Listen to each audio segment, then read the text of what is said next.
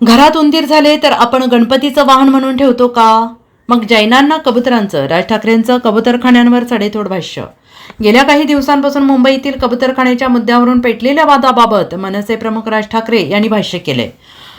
कबुतरखान्यांच्या मुद्द्यावरून राजकीय वाद पेटवण्याचा प्रयत्न करण्यात आला होता, मात्र आम्हाला कुठे प्रतिसाद द्यायचा हे कळतं. काही जणांना कबुतरांचा मुद्दा हा वाद होईल अशा पद्धतीने लावून धरायचा होता, मात्र त्यांच्या लक्षात आलं की आमच्याकडून त्यांना प्रतिसाद मिळत नाही आणि असं राज ठाकरे यांनी म्हटलेलं आहे. राज ठाकरे यांनी शुक्रवारी सकाळी मुख्यमंत्री देवेंद्र फडणवीस यांची वर्षा बंगल्यावरून जाऊन भेट घेतली आणि त्यानंतर ते पत्रकार परिषदेत राजकीय मुद्द्यांवर बोलतील अशी अपेक्षा होती, परंतु राज ठाकरे यांनी राजकीय भाष्य करणं पूर्णपणे टाळलं.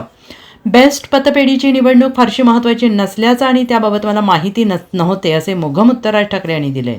मात्र या पत्रकार परिषदेमध्ये राज ठाकरे यांनी मुंबईत कबुतरखान्यांच्या मुद्द्यावरून सुरू असलेल्या वादाबाबत भाष्य केले.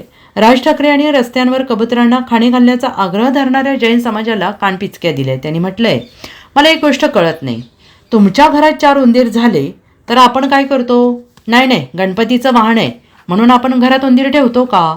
मग असं कोण जैन लोक जे आहेत जे कबुतरावर बसून फिरायला जातात? अशी खोचक टिप्पणी राज ठाकरे यांनी केली आहे. माणसं मेलेली चालतात, कबुतरं मेली नाही पाहिजेत. आज रेल्वेखाली खड्ड्यात माणसं जात आहेत, माणसांपेक्षा कबुतरं महत्त्वाची आहेत का? असा सवाल राज ठाकरे यांनी विचारला आहे.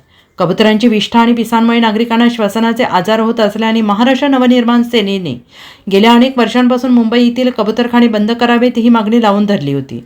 मुंबई महानगरपालिकेने अलीकडेच हायकोर्टाच्या आदेशानुसार कबुतरखाने बंद करायला सुरुवात केली. तसेच रस्त्यांवर कबुतरांना धान्य टाकणाऱ्यांवर कारवाई सुरू केली. मात्र दादरमधील कबुतरखाना बंद करण्यास स्थानिक जैन समाजाने विरोध केला. मात्र उच्च न्यायालयाने कबुतरांना रस्त्यावर खाणे घालण्यावरील बंदी कायम ठेवली. Bureau report, SBN Marathi, Mumbai.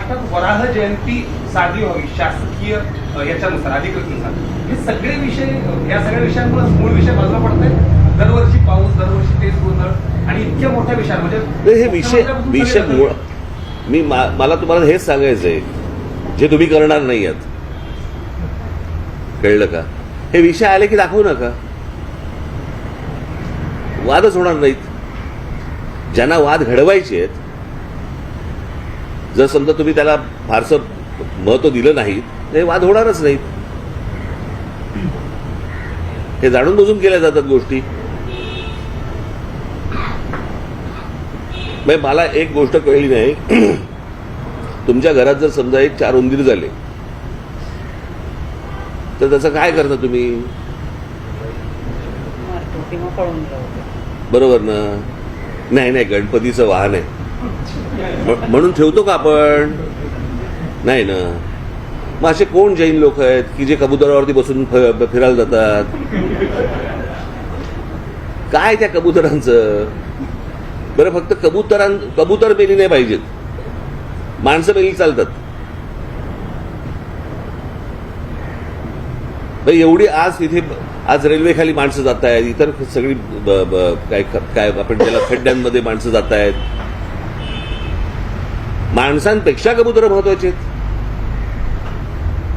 पण मला माहिती होतं की तो पॉलिटिकल सगळा विषय आहे, राजकीय विषय, आणि त्या राजकीय विषय तशाच प्रकारे तो लावायचा होता की जेणेकरून, आणि त्याच्यात त्यांना लक्षात आलं की ह्यांच्याकडनं काही रिस्पॉन्स मिळत नाहीये.